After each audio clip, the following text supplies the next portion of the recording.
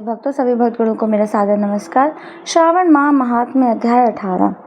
श्री गणेशाय नमः। ओम नमः शिवाय।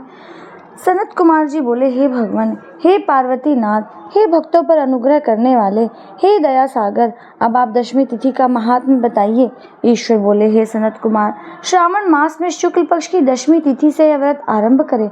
पुनः प्रत्येक महीने में शुक्ल पक्ष की दशमी तिथि को यह व्रत करें। इस प्रकार 12 महीनों में इस उत्तम व्रत को करके बाद में श्रावण मास में शुक्ल पक्ष की दशमी तिथि पर इसका उद्यापन करें। राज्य की इच्छा रखने वाले राजपुत्र, उत्तम कृषि के लिए कृषक, व्यवसाय के लिए वैश्य पुत्र, पुत्र प्राप्ति के लिए गर्भिणी स्त्री, धर्म अर्थ काम की सिद्धि के लिए सामान्य जन, श्रेष्ठ वर की अभिलाषा रखने वाली कन्या, यज्ञ करने की कामना वाले ब्राह्मण श्रेष्ठ, आरोग्य के लिए रोगी और दीर्घकालिक पति के परदेश रहने पर उसके आने के लिए पत्नी, इन सबको तथा इसके अतिरिक्त अन्य लोगों को भी इस दशमी व्रत को करना चाहिए। जिस कारण जिसे कष्ट हो तब उसके निवारण हेतु उस मनुष्य को यह व्रत करना चाहिए। श्रावण में शुक्ल पक्ष की दशमी के दिन स्नान करके देवता का विधिवत पूजन कर घर के आंगन में 10 दिशाओं में पुष्प, पल्लव, चंदन से अथवा जौ के आटे से अधिदेवता की शस्त्र वाहन युक्त स्त्री रूपा शक्तियों का अंकन करके नक्त वेला में 10 दिशाओं में उनकी पूजा करनी चाहिए।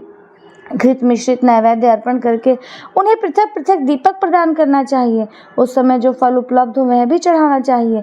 इसके बाद अपने कार्य की सिद्धि के लिए इस प्रकार प्रार्थना करनी चाहिए, हे दिग देवता, मेरी आशाएं पूर्ण हो और मेरे मनोरथ सिद्ध हो, आप लोगों की कृपा से सदा कल्याण हो। इस प्रकार विधिवत पूजन करके ब्राह्मण को दक्षिणा देनी चाहिए। हे मुनि श्रेष्ठ, इसी क्रम से प्रत्येक महीने में दशमी तिथि का व्रत सदा करना चाहिए और 1 वर्ष तक करने के अनंतर उद्यापन करना चाहिए। अब पूजन की विधि कही जाती है। स्वर्ण अथवा चांदी अथवा आटे से ही 10 दिशाओं को बनवाएं। उसके बाद स्नान करके भली भांति वस्त्राभूषण से अलंकृत होकर बंधु बांधवों के साथ भक्ति पूर्ण मन से 10 दिग देवताओं का पूजन करना चाहिए। घर के आंगन में क्रम से इन मंत्रों के द्वारा दिग देवताओं को स्थापित करें। इस भवन के स्वामी और देवताओं तथा दानवों से नमस्कार किए जाने वाले इंद्र आपके ही समीप रहते हैं। आप ऐन्द्री नामक देव देवता को नमस्कार है। हे आशे, अग्नि के साथ परिग्रह विवाह होने के कारण आप आग्नेयी कही जाती हैं। आप तेज स्वरूप तथा पराशक्ति हैं, अतः मुझे वर देने वाली हूँ। आपका ही आश्रय लेकर मैं धर्मराज सभी लोगों को दंडित करते हैं, इसलिए आप संयमिनी नाम वाली हैं। हे याम्ये, आप मेरे लिए उत्तम मनोरथ पूर्ण करने वाली हो। हाथ में खड़ग धारण किए हुए मृत्यु देवता आपका ही आश्रय ग्रहण करते हैं, अतः आप निरृति रूपा हैं। आप मेरी आशा को पूर्ण कीजिए। हे वारुणी, समस्त भुवनों के आधार तथा जल जीवों के स्वामी वरुण देव आप में निवास करते हैं, अतः मेरे कार्य तथा धर्म को पूर्ण करने के लिए आप तत्पर हों।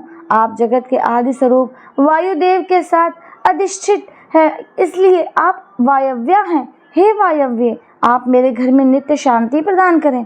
आप धन्य के स्वामी कुबेर के साथ अधिष्ठित हैं, अतः आप इस लोक में उत्तरा नाम से विख्यात हैं। हमें शीघ्र ही मनोरथ प्रदान करके आप निरुत्तर हों।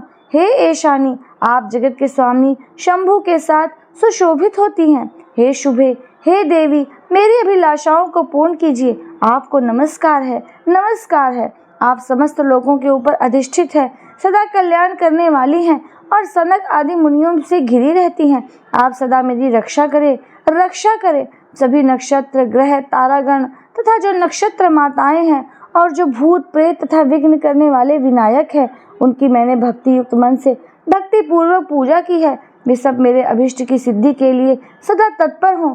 नीचे के लोकों में आप सर्पों तथा नेवलों के द्वारा सेवित है, अतः नाग पत्नियों सहित आप मेरे ऊपर प्रसन्न हो। इन मंत्रों के द्वारा पुष्प, धूप आदि से पूजन करके वस्त्र, अलंकार तथा फल निवेदित करना चाहिए। इसके बाद वाद्य ध्वनि, गीत, नृत्य आदि मंगल कृत्यों और नाचती हुई श्रेष्ठ स्त्रियों के सहित जागरण करके रात्रि व्यतीत करनी चाहिए। कुमकुम, अक्षत, तांबूल, दान, मान आदि के द्वारा भक्ति पूर्ण मन से उस रात्रि को सुखपूर्वक व्यतीत करके प्रातः काल प्रतिमाओं की पूजा करके ब्राह्मण को प्रदान कर देनी चाहिए। इस विधि से व्रत को करके क्षमा प्रार्थना तथा प्रणाम करके मित्रों तथा प्रिय बंधुजनों को साथ लेकर भोजन करना चाहिए। हे तात, जो मनुष्य इस विधि से आदर पूर्वक दशमी व्रत करता है वह सभी मनोवांछित फल प्राप्त करता है। विशेष रूप से स्त्रियों को इस सनातन व्रत तो करना चाहिए, क्योंकि मनुष्य जाति में स्त्रियां अधिक श्रद्धा कामना परायण होती हैं। हे मुनिश्रेष्ठ, धन प्रदान करने वाले, यश देने वाले, आयु बढ़ाने वाले तथा सभी कामनाओं का फल प्रदान करने वाले इस व्रत को मैंने आपसे कह दिया। तीनों लोकों में अन्य कोई भी व्रत इसके समान नहीं है। ये ब्रह्मपुत्रों में श्रेष्ठ, वांछित फलों की कामना करने वाले जो मनुष्य दशमी तिथि को 10 दिशाओं की सदा पूजा करते हैं, उनके हृदय में स्थित सभी बड़ी बड़ी कामनाओं को वे दिशाएं फलीभूत कर देती हैं।